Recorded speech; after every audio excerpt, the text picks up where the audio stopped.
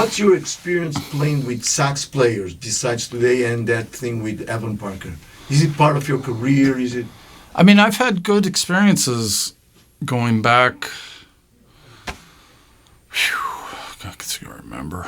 I mean, I've been playing with Chris Speed probably since the mid-'90s. Oh, so it's a recurrent thing. Yeah. I mean, two altos is a little weird. That's not really my favorite thing. Were you with John Zorn and for a minute, yeah. And who else was there? Sanborn did it once. Sanborn, yeah, we did. We did a gig. Yeah. I was there. You were there? That was a oh my motherfucking God. gig, man. All I remember is right? Sanborn and Zorn Yeah. had their horns so loud in the monitors and really bright, and I just remember freaking out with this fucking alto, bright altos. Yeah, it's 90 something. Yeah, it was like 90. Well, I did a record with Sanborn in 93, so I think it was like 92 maybe. Okay, so you've been playing with sax players. I like him. He's a good guy. He's Sanborn. Yeah, He used to, he grew up in St. Louis.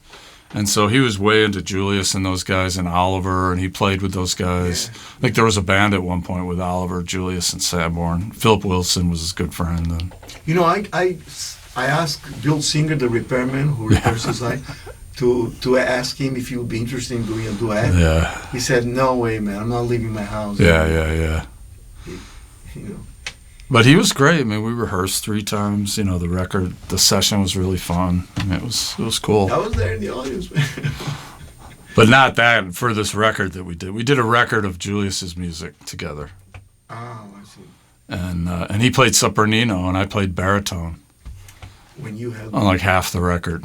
That was sort of part of the deal. I said, yeah, let's not play our instruments. He sounded really good on sopranino, actually. Well, he's a great musician. Yeah.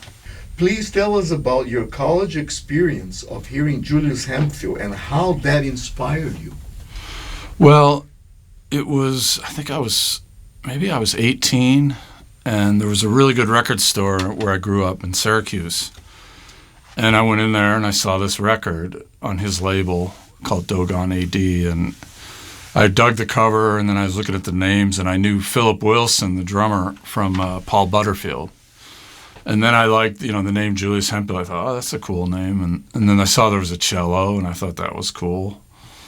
And so I bought it, and I played it, and that was it. I was so into it. I wasn't a musician at the time. I was still just a person. And I listened to this record over and over forever. I mean, I turned all my friends onto it, and I was obsessed. And then I had started playing, I guess, around 1973, 74, and I was in New York, and my brother's girlfriend was friends with Michael Cascuna. And so Michael helped me buy an alto, and then he invited me to this session. It was a Lester Bowie recording. It was an overdub session. So it was just a tuba player overdubbing on an arrangement of Lonely Woman. And I didn't know anything. So it was just this big, tall guy in there conducting, and then this tuba player. I think I don't think it was Howard Johnson. It was one of those guys, like maybe Stewart or Joe Daly. And this tall guy, this suit, very charismatic, he's wearing like a leisure suit, big, tall dude. And I didn't say anything to him. I was kind of scared, and I just sat there and listened. And then a couple of nights later, I went down to Studio Rivby, which was Sam Rivers' place. And I heard this band, and it was that guy again, playing alto, and then there was Lester, I think Bobo Shaw, Abdul Wadud playing cello, Blewett, all these guys, and there was a guitar player who played with Miles, this guy Dominique. I think they just called him Dominique. He was on that He Loved Him Madly or something record. And I just thought, wow, this is really psychedelic. It was great. And I thought this alto player was going to explode. I just who the fuck is this guy? And I found out later it was Julius. That was the first time I heard him. I didn't know what he looked like because the record didn't have any pictures. So I had there was no press or anything. So this was 74, I think, 73, 74. And so I saw him. I didn't meet him or anything, and it kind of stuck in my mind. And at the time, I was taking lessons with Braxton because I had met him in Europe in 1972. I was in between going to college and high school, and my friend and I said, hey, let's go to Europe. You know, we made some money, and it was really cheap, and so we went over there. And my ulterior motive was to go to Paris and see I knew all these guys were there, you know, St. Louis guys and Chicago guys. So I went right to Paris, and I go into this place called the American Center, and there's Braxton. You know, it's like who I was really into, and I was like, got to talk to him, and we became friendly, and we sort of kept in touch by mail. And he said he was coming to New York, and I asked him if he would give me lessons, and he said sure. He was staying at Frederick Shefsky's house up near the Bronx almost, and so I took 3 lessons with him, and then he started to get busy because he was signed with Arista and made that record, like first record he made for Arista with Dave Holland, Jerome Cooper, and I think Kenny Wheeler. And so he said, why don't you call Hemphill? And I was like, Hemphill? You know, I was like, I didn't know he lived in New York. And I freaked out. I was like, yes. And he gave me his number. And I called Julius. He was living in Brooklyn. And I'd never been to Brooklyn. You know, I was living, at that time, I was staying in Manhattan. I was in college. And, you know, I was kind of not really a full-blown New Yorker, but I called Julius. I set up a lesson. And I went over to Brooklyn. It was like going to Mars. I just had no idea what was going on. And I walked down. I think he lived on Dean Street or State Street. And I ring the doorbell. It's like 9 in the morning. And that guy shows up. He's wearing pajamas. His kids are flying around the room. He completely forgot about the lesson. And then then I sat down, and the first thing he said was, so what do you want to know? And I said, well, I don't really know because I don't know anything, you know. I said, I kind of mumbled, oh, I'm just a beginner or something. And he goes, oh, okay. I've been thinking a lot about magic lately. And then that was that's where it started. And then it just, got really interesting. I don't remember what the question was, but. Well, the question was just that about. No. Yeah, so I was obsessed with that record, and that led me to this. And then it kind of led me to Brooklyn, which was also fortuitous because I could practice. I had a loft. I could make noise, which is really the most important thing at living in New York if you're going to play music. So I could practice midnight. I could practice 6 in the morning. It's a commercial building. So when I met him, it made Brooklyn seem less foreign to me. It's like, yeah, well, I could live in Brooklyn. So you have played with so many musicians like Nels Cline, Vinny Golia, Paul Motion, Olu Dara, John Carter, Bill Frisell, John Zorn, etc. Is there a special chemistry playing with these people? Was there a special chemistry? And do unique connections and a sense of community develop among these people and stuff? I mean, the guys you named, Nels, Bill, those are the people I played with sort of in my first life. And I think I'm not sure I even understood what chemistry or, I played with those guys and I'd write music and I was always the band leader. And I'd say my music was a little more arranged in a way that was maybe less improvisational because I was very insecure about my playing. And my second life was kind of after, I would say the late 80s when I started these bands. I had a quintet with Joey Berne and Mark Dresser and Herb Robertson. Herb was someone I've been playing with since 1981. He was kind of the first real musician that I connected with. We had this magic. And that was really important for me because Herb had all this experience and he went to Berkeley and played in bands and, I didn't have any of that.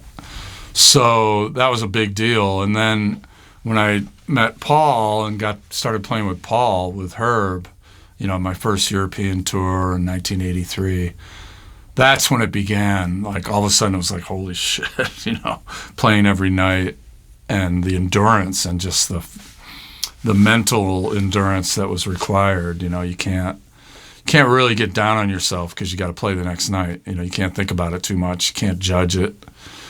And that was when I really became sort of a real musician and playing every night.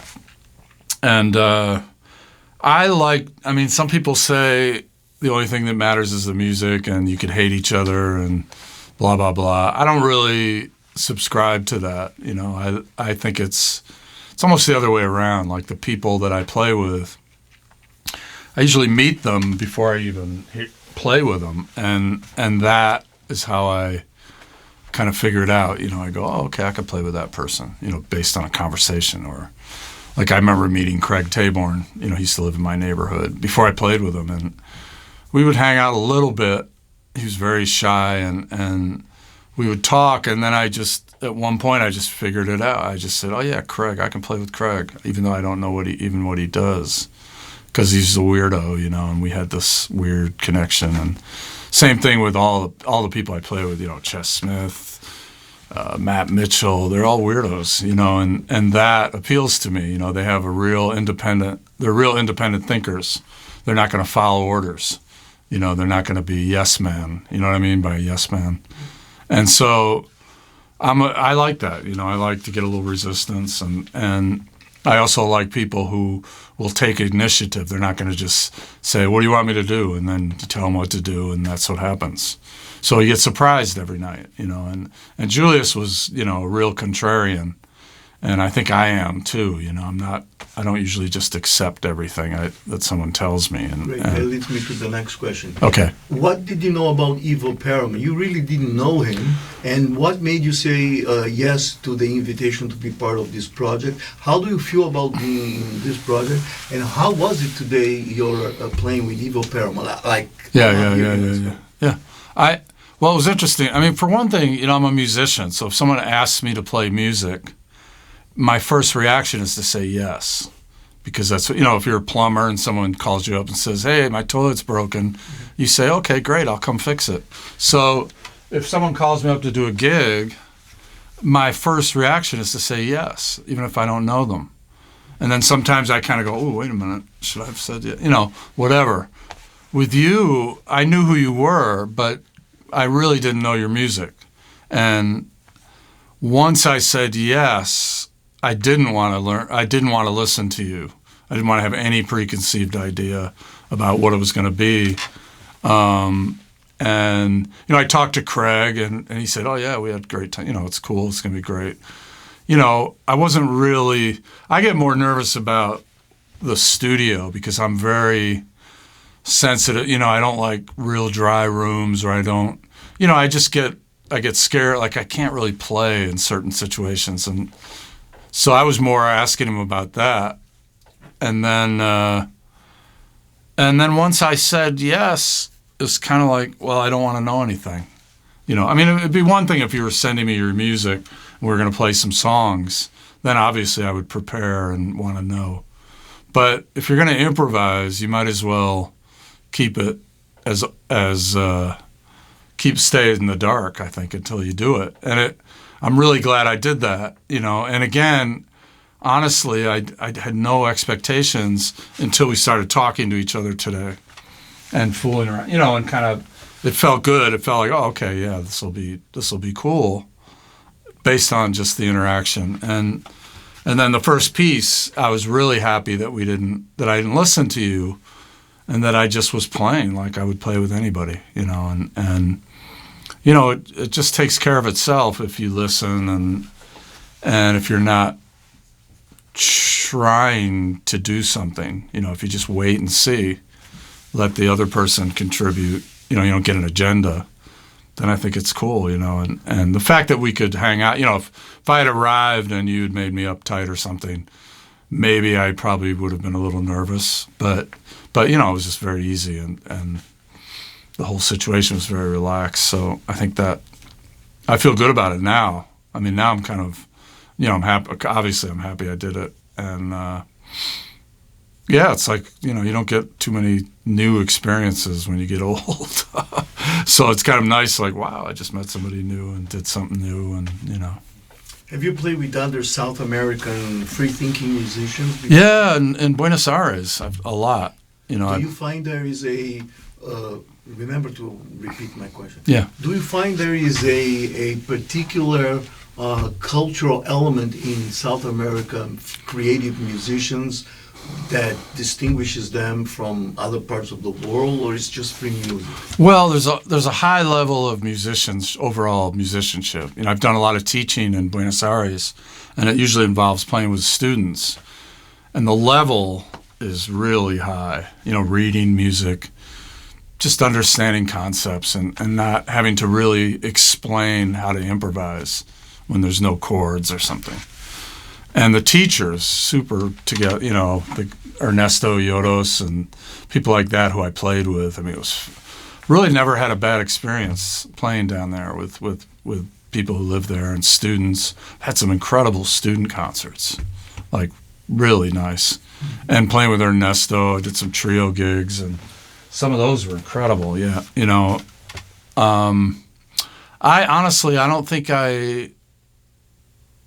the big difference is they take music very seriously in the school. And that's, I think maybe here you approach things more as a style. And I didn't get the feeling there that, like some of these kids didn't know what the fuck I was doing. And I would say, hey, take a tenor solo. And this kid, maybe the only thing he'd ever done was playing a big band. But I didn't say, hey, play like this and then make noise here. I just said, just play. The band's playing, you play. Do your thing. Don't try to play free. Just do your thing. And it would be amazing. They didn't freak out because they didn't know what to do So I think that was different, and maybe that has something to do with just how they approach music, studying, Cool. All right. One before last. Question. Could you explain the importance of rhythm and blues music for you? Well, that was the first music I listened to.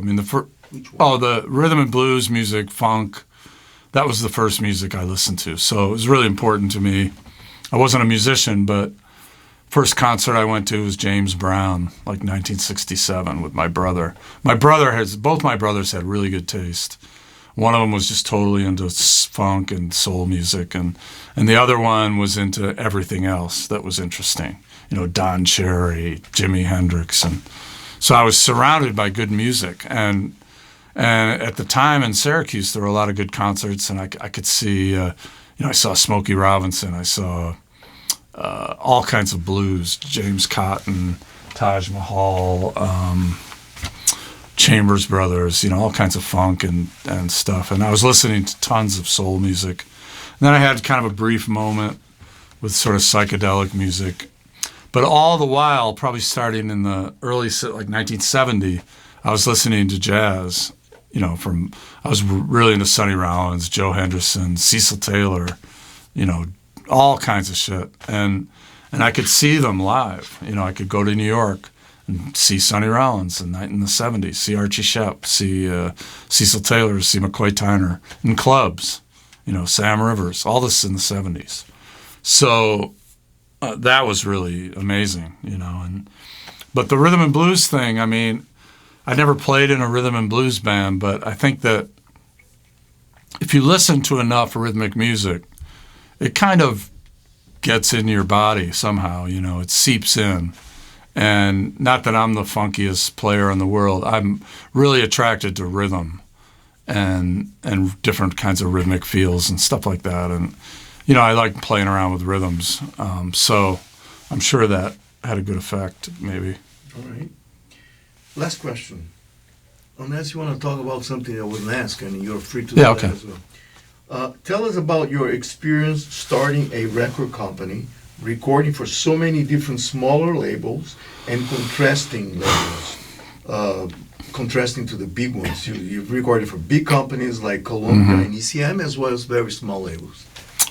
I'm probably my favorite producer when it comes to owning a record company. I'm my favorite record company, but it was a trip. I had recording for ECM, recording for Columbia. I ended up now, all my ECM records, with the exception of the first one, were produced by David Torn. So after I did the first one, I just went renegade. I just went rogue. And I can be very persuasive if I believe in something. And so I just would say, hey, I'm going to do it. I wouldn't wait for them to tell me when to record, so I would just record me and Torm would go in the studio with my band and we'd record, and then I'd get them to put it out. And in the end, it was pretty much my label, and the records would come out on ECM. I mean, I produced it with Torn, David Torn. I did all the covers are my photographs. David would master, mix. We did everything, basically. And then ECM would put it out, and it was cool, I mean, it worked well. But that's usually what ended up happening with me, and then eventually I go, well, why don't I just do it myself again? And so I end up doing it myself, and now I have a good situation with Intact Records. They're really cool. They actually get positive feedback. They like the music. They tell me that they like the music, which is very rare with the record companies, apparently. There's some kind of weird manipulation that if you withhold that information, somehow it keeps you, you're still the musician, But with them, they're just like, oh, we love the record, we love this, we love that. The artwork, we love that. It's great. I've never had that before. With all the record companies I've been on, that's the first time I felt like they were as into it as I am, which is really great. And they let me work with Torn. They let me work with Steve Byram, who does the artwork. And so, again, it's like I have my own label, and someone else does the business, But I like doing it. It's a challenge, I mean, especially now. But I like the challenge of trying to figure out how to sell music, how to get people to buy shit. It's much harder now, but it's kind of a weird puzzle that I enjoy trying to figure out, And I like having control over the art and, everything else. Have you come to any conclusions about that, Tim? What? Have you come to any conclusions about that? How to sell music now? Well, now it's impossible, but I still manage to do it on Bandcamp. I mean, I think I've still... You can't spend... I mean, if you spend a lot of money, that's... you're not going to make it back, or I'm not going to make it back. But I still do it sometimes, because I like making good sounding records. But I like the... I wish it was different. I mean, I wish people were into physical. I just can't afford to make physical anymore because it's just like throwing money away. Unless someone else's money, I'll throw that away. But you know what I mean. Even that, I feel bad. It's like I don't see the business part of it.